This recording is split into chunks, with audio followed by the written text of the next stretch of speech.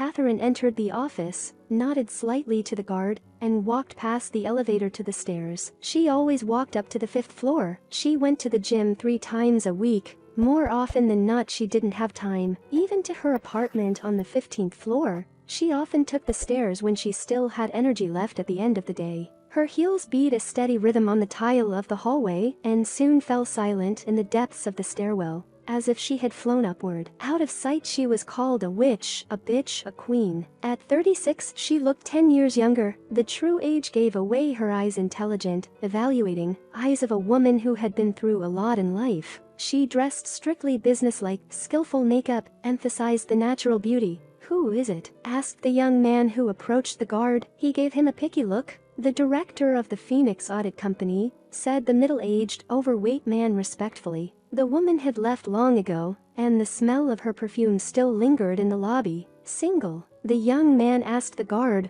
running his eyes over the navigational map of the business center in search of the Phoenix office. "What do you want, young man?" The guard was already eyeing him suspiciously. "I'm going for an interview at Norton." "What's your last name?" The guard was already dialing a number on the internal phone. The young man identified himself. "Come on in. 7th floor, office 717, the guard said. Alexei walked to the elevators, realizing that the guard was following him. He remembered that Phoenix was on the 5th floor. Therefore, having reached the 7th floor, he went down the stairs to the 5th. Immediately he saw a large sign in red letters, Phoenix Audit Company, above the glass doors and entered. He was stopped by a warning smile of a young girl behind the counter. "Hello, I'm listening to you," she greeted him. "Hello, is the director in place?" Alexei asked as if he had been here many times before. "Yes." "Do you have an appointment? For what time?" The girl opened the magazine. "Yes. I mean, no. I'd like to talk to her." "I'm afraid she can't see you. Appointments are by appointment only. What day would you like an appointment for?" The girl took the pen, still smiling. At that moment there was a clatter of heels, and Alexei saw a spectacular woman walking towards them along the corridor. He braced himself like a predator at the sight of prey. "Ekaterina Lvovna, you have a visitor." "But without an appointment," said the girl. "You see, I came for an interview at Norton. I decided to try my luck with you," Alexei honestly admitted, with the embarrassed look of a 5th grader who had done something wrong. Ekaterina looked at him with a shrewd, quick glance. "Do you have an economic education?" Her voice was low and pleasant. "No, I have a law degree." Alexei put all his charm into the smile. "Well, I'm ready to listen to you. Let's go." And she went first down the corridor she had just come from. He followed her, appreciating the slender figure in a gray jacket and a narrow skirt to the middle of the knee, beautiful legs, which seemed even longer because of the high stilettos,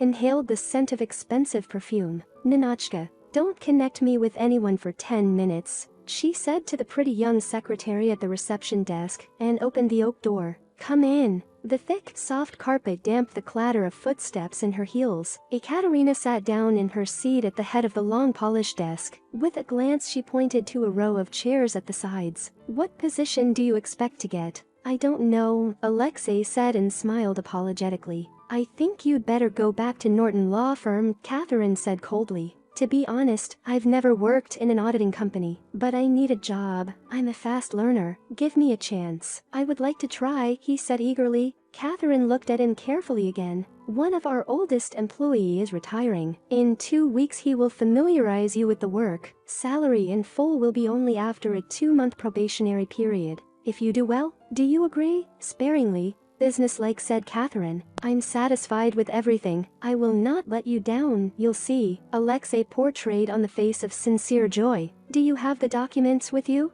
"Yes." Alexei went into a folder for documents. Catherine stopped him with a wave of her hand. "Go with them to the personnel department. Nina will escort you. I warn you, the security service thoroughly checks all employees. If there are no questions, I'll see you tomorrow. Nina will tell you the rest." Ekaterina lowered her eyes to the paper on the table, showing that the conversation was over. Alexei walked to the door, feeling her shrewd gaze on his back. "Strict," he said to Nina as he closed the office door behind him. The secretary didn't even smile. Highly trained, Alexei realized. He considered himself lucky. He had found a job right away. and the boss was great. Just don't hurry, don't scare her away, or I'll end up on the street again with nothing, he thought, following Ninotchka through a labyrinth of corridors with similar light brown doors. Why did you leave your previous job? An older woman asked, flipping through her workbook. My sister had been asking me to come to St. Petersburg for a long time, so I came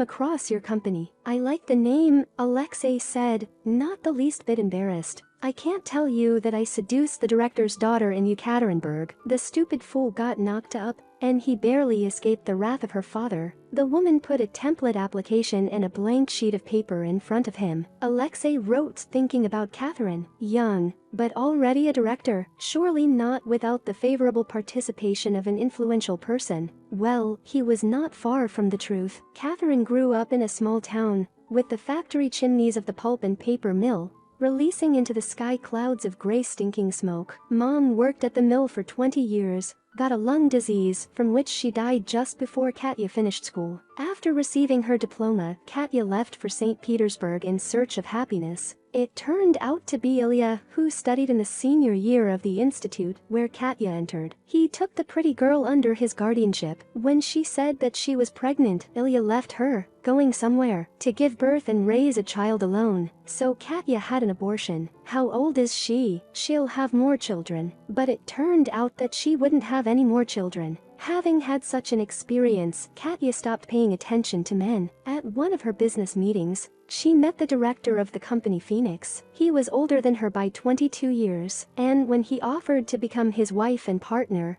she did not hesitate. Although she did not love him, nothing, she would wait, and then she would have everything. She had to wait 10 long years, and after her husband's death, she became the full mistress of the Phoenix, strict and calculating. 2 weeks later in the big hall saw off the oldest employee of the company, who had worked in it since its foundation, even with Catherine's husband. Employees from neighboring offices were also invited. Ekaterina said warm words, gave an envelope with money and a gift certificate for a trip to the Dominican Republic, and then there was a buffet and dancing. Ekaterina headed for the exit. Alexei caught up with her at the door and held her hand. Ekaterina Lvovna, shall we dance? Without waiting for an answer, he dragged her to the middle of the hall, spun her in a dance. Alexei danced skillfully and confidently. At the last sounds of music, he deftly put his hand under his partner's back and sharply tilted her back. They froze in a spectacular pose, looking into each other's eyes. The silence of the hall was broken by applause. Alexei helped Catherine to her feet. She was flushed, a strand of her hair was out of place, but her gaze was no longer cold and indifferent. There was interest in it. She adjusted her jacket and, without a word, left the hall. Alexei wanted to rush after her and escort her home,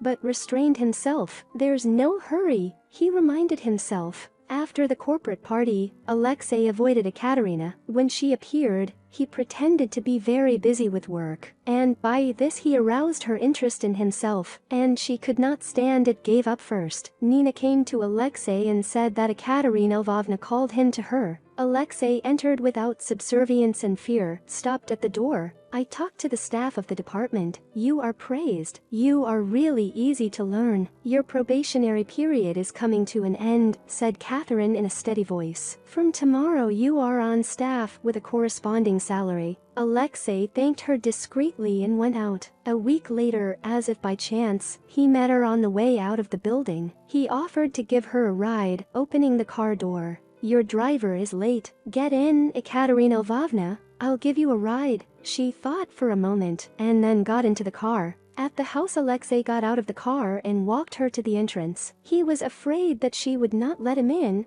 but Ekaterina kept silent. The silent elevator took them up to the 15th floor. Alexei thought, which one of them has a stronger heartbeat? Catherine stood calm and detached, and Alexei decided it was his. The large apartment in white and gray colors looked uninhabited. I realized she only came here to sleep. In the hallway, Alexei found a man's slippers. So she had men in her life after all. When he entered the spacious kitchen, the coffee machine was already humming, and the tantalizing aroma tickled his nostrils. They drank coffee at the bar and exchanged insignificant phrases. Then Ekaterina took the cups to the sink, and when she turned around, Alexei caught her in his arms, kissed her greedily. In the morning he woke up first, brewed coffee and brought a cup to the bedroom. Catherine immediately woke up, embarrassed, sat on the bed covering herself with a blanket. "I thought you might like some." He handed her the cup. Alexei was already dressed. He smelled of shower gel and toothpaste, and her husband's breath was always bad because of his stomach problems. She thought as she sipped from the cup of moderately hot drink, "I'll go, I don't need to be seen together. The driver will be here at 8:30. No kiss to thank you for the night." Just got up and walked out. Soon the front door slammed. Catherine set the cup on the nightstand and leaned back on the pillow. It had been a long time since she had experienced anything like this. The first was a completely inexperienced boy like herself. The second was an old man, and Alexei. Ekaterina stretched blissfully, stood up easily and went to shower. Entering the office building, she smiled and said hello to the guard for the first time, which caused his confusion. Alexei still ignored her as if nothing had happened between them. That turned her on even more. Only at night, alone with her, did he become tender and affectionate, and she melted in his arms. 2 months later, Catherine fainted at work. Nina called an ambulance. In the hospital room entered the doctor and said that nothing bad, tests did not show. On the contrary, congratulated on the pregnancy. Ekaterina did not believe it. She was told after the abortion that she was unlikely to have a child. Taking into account her age, small term and workload, "I advise you to spend a few days in the clinic," said the doctor. Ekaterina could not believe her happiness. She wanted to please Alexei, but he did not answer the phone. She waited until evening and called him again. Did he fall asleep? Catherine persuaded the nurse to bring her clothes. She took off her finger a ring with a small diamond and thanked her. She took a cab home, trying not to make any noise, opened the door, took off her shoes. It smelled of fried meat with spices, but now it only made Catherine nauseous. She was about to enter when she heard Alexei's voice. "Are you hungry? Now the steak will be ready. I'm ready to eat the boar myself." "You are my hunter," answered Nina's voice. A playful laugh sounded to her. Catherine looked out of her hiding place. Alexei in swimming trunks and her strawberry apron stood at the stove. Nina in his shirt sat behind the bar, wiggling her naked leg. She froze. Her heart was bursting with anger. He'd used her, gotten her a promotion, money, lived in her apartment, and when she'd been hospitalized, brought Nina, her secretary, into it. And there was no doubt what they were doing here. He had exchanged her for that silly young fool. Catherine was choked with resentment. What to do? Fly in fury, make a scandal, throw them out of their apartment, and life in what is. But the baby, she remembered the doctor's words that she should not worry about the risk of losing him in such a small term. Catherine dressed and quietly left the apartment. She caught a cab and went to her friend's house. Only at her place she could relax and cry. "Are you going to give birth?" Irina asked. "Of course, I will not do a second time stupidly. It's my only chance." "And him?" Irina asked. They both realized who she meant. "I will not forgive," Catherine replied briefly inside. In the morning, in the corridors of the office did not sound the usual clatter of the director's heels. Catherine borrowed from a friend soft shoes without heels. Everyone in the office knew that the director would be gone for 2 days. The staff gathered in groups, drinking coffee and gossiping. Noiselessly, Catherine entered the offices, and the employees immediately rushed to their workplaces. In the reception area, Nina sat at her desk as if nothing had happened. Alexei leaned toward her, saying something in her ear or kissing her. Nina was the first to see Ekaterina and rounded her eyes in horror. Alexei looked back, straightened up sharply, and froze in confusion. But in the next moment he came to his senses. "They said you wouldn't be in today. Your secretary made another mistake." Alexei took a step toward Catherine. She bypassed him and opened the office door. "Nina, come in to see me," Catherine said in an impassive voice. She walked to her seat at the desk, hearing Nina's hurried footsteps behind her. "Type in the order of dismissal of Alexei Mikhailovich Subbotin at his own request. Put today's date. And the order of appointment in his place Glebova Antonina Sergeevna." Impassively minted words Ekaterina. Nina hastily wrote in her notebook without raising her head. In the doorway of the office appeared Alexei. "You're firing me." "Why?" coldly asked him. You did not answer the phone. I was worried. I took a cab home last night. I saw everything." Her voice failed her, trembled. "Was there something missing?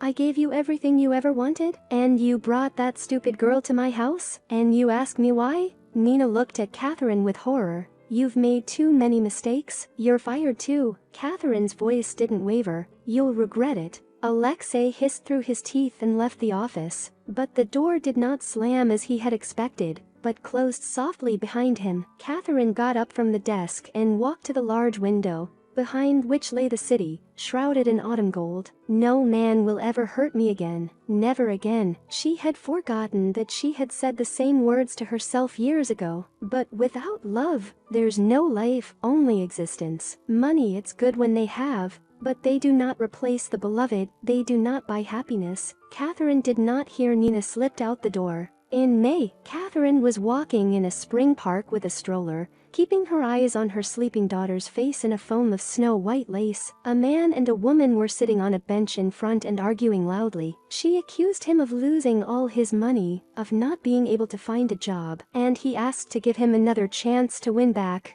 As they approached, Catherine recognized Alexei in the man. Where was his self-confidence, neat appearance? The woman was obviously older than him, and not very well groomed either. Ekaterina hurriedly passed by. She felt neither pity for Alexei nor resentment. She has a daughter, a beauty, a princess. Soon she would hire a nanny for her and return to work in the company. She didn't want to leave her little girl alone, but she needed to earn money so her daughter could have the best of everything. She thought her husband had given the company a good name. Catherine herself felt like a bird rising from the ashes. Disappointments and mistakes did not kill her, only hardened her and made her stronger.